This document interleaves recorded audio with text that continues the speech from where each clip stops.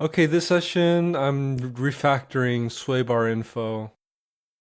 There are two things I want to try out. One is to have hash maps of string slices instead of owned strings for each of the filtering, whitelist, blacklist stuff. The second thing I'm going to try is use a reference in NetInfo struct instead of a completely cloned object. So here, these are HashSet strings for the whitelist and blacklist.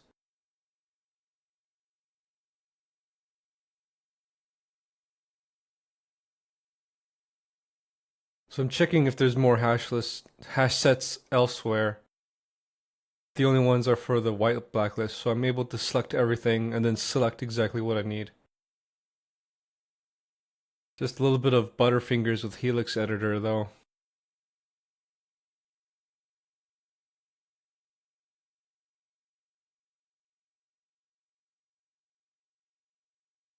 So this would work properly if the strings are actually static string slices.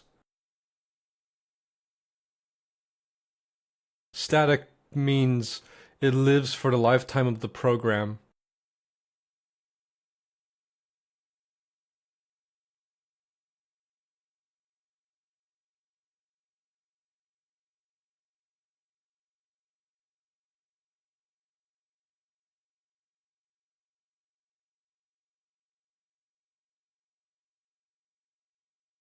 And here I realize the string slice from arg split at comes from a string owned string that is arg. Since arg is an owned string, not a string slice, I can't make a reference to it because the string slice, the owned string arg will disappear at the end of the function. So the reference to it will also be mangled, which is why the compiler knows not to use a static string slice into an own string that disappears. Kind of unfortunate. You'd think that the arguments to a program would be available as a string slice that's static, but instead I could only get them as own strings temporarily. So here's the second thing I wanted to do, is make ArgsResult a reference. I need to specify a specific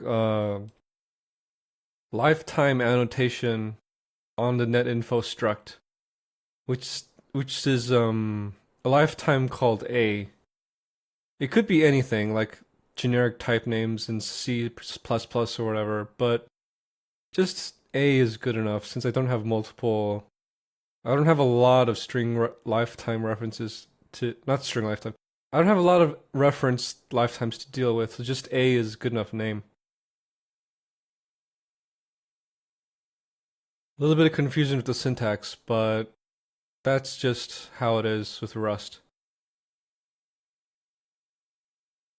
Apparently having it after the impl declares it, and having it after the NetInfo means it's part of NetInfo. There's one place that doesn't like this, which is trying to change the value through the reference. So instead of adding loopback here in a reference to a blacklist, I set it exactly where the blacklist is created in the first place.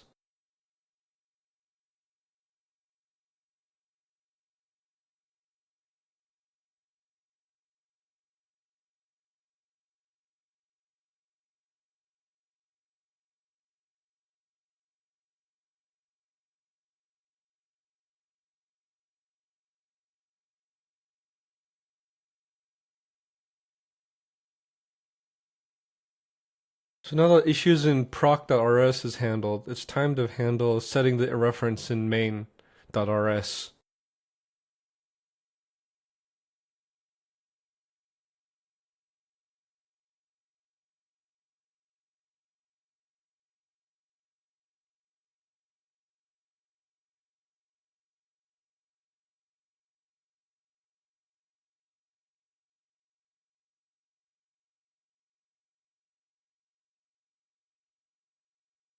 So after setting the reference to ArgsResult to NetInfo, it looks like the compiler is happy with how it is, which is good because in main, NetInfo comes after ArgsResult, and when anything goes out of scope, they're destructed in reverse order of initialization. So if you created object A and then created object B after it in main, then when main ends, B is destructed and then A is destructed. This is a guarantee with multiple programming language, I think, not just Rust. I think C++ and C also does this. The thing is, this ensures that things get constructed and destructed in their proper order, just in case B depends on something within A, for example.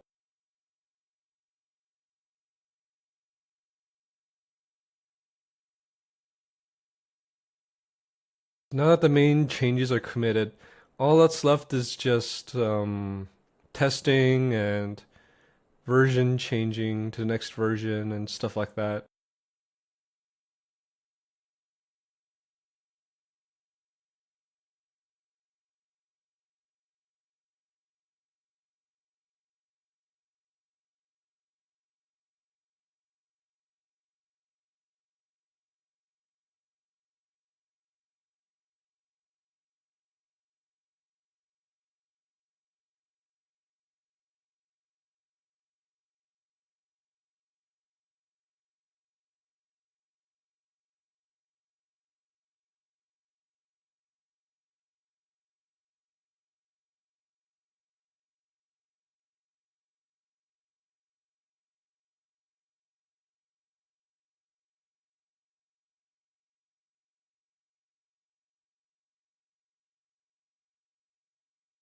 Bumping up the version to 0.2.2. This is a refactoring and not a breaking change. So just bumping the patch level version from 1 to 2 should be good.